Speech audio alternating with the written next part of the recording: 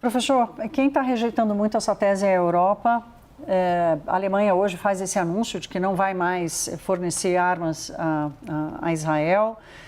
Outros países europeus, outras lideranças europeias dizendo que reconhecem a criação de um Estado palestino. Quer dizer, o conflito ele se espalha e o senhor chama atenção para isso quando diz que é uma tragédia não só para Israel e para os palestinos, mas também para o mundo todo. O que o senhor espera? Como é que isso vai desarranjar algum equilíbrio na relação entre as nações? Que tipo de pressão Netanyahu pode ainda sofrer internacionalmente? Lembrando o que o Lorival acabou de colocar aqui, que Donald Trump acabou permitindo que Netanyahu fizesse isso. Antes, se me permite, só uma questão quase anedotal. Lorival está contando das relações entre a extrema-direita e o atual governo de Israel. Ben-Gvir, quando era um jovem militante de extrema-direita, ele aparece num vídeo famoso pegando o símbolo do carro de Yitzhak Rabin e dizendo: pegamos o símbolo, o próximo será o primeiro-ministro. É esse o ministro que hoje está no governo de Netanyahu. Um jovem militante que continuou na militância de extrema-direita, não que ele reavaliou isso, e que hoje é ministro da Segurança Interna de Israel.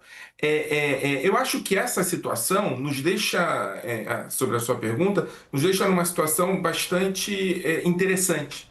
Porque, por um lado, o que Netanyahu está produzindo, e aí a pergunta é se foi a posse de Trump ou se esse processo de construção de uma perspectiva mais reacionária, mais de extrema-direita, mais expansionista, já estava constituída no governo de Netanyahu, mesmo antes de 7 de outubro.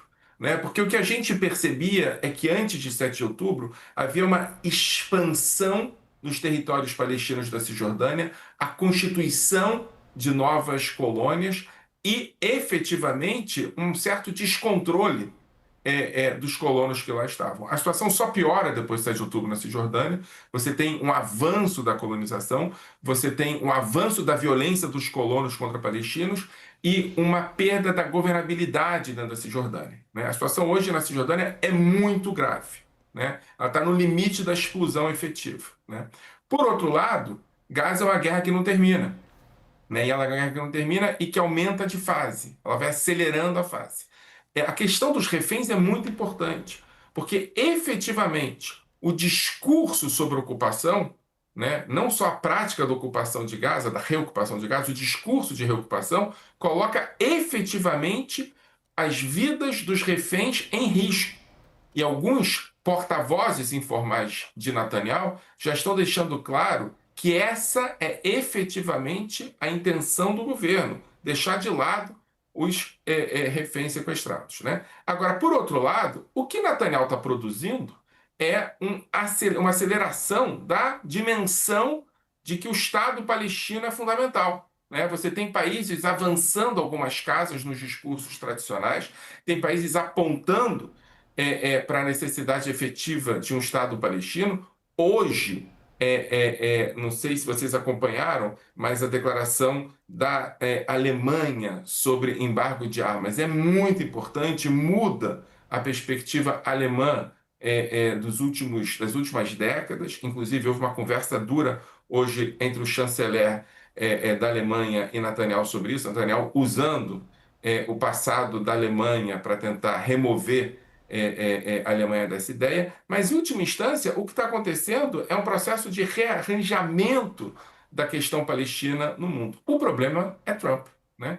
Trump não dá sinais de que vai avançar nessa direção, não dá sinais de uma decisão diplomática de produzir efetivamente avanços na questão palestina e na construção do Estado. Muito pelo contrário, dá sinais de que vai efetivamente entrar utilizando guerra tarifária, guerra comercial, ataques diplomáticos contra países que avancem nessa direção. Então vocês têm uma configuração que é contraditória. Por um lado, a questão palestina avançando no discurso diplomático, de outro lado, a situação em Israel chegando próxima de um colapso, e numa terceira perspectiva, um país fundamental e chave nessa história é os Estados Unidos, que avançando na destruição das estruturas multilaterais acaba deixando sem muitas alternativas a criação de um Estado palestino e apostando, em última instância, na manutenção da guerra em Gaza.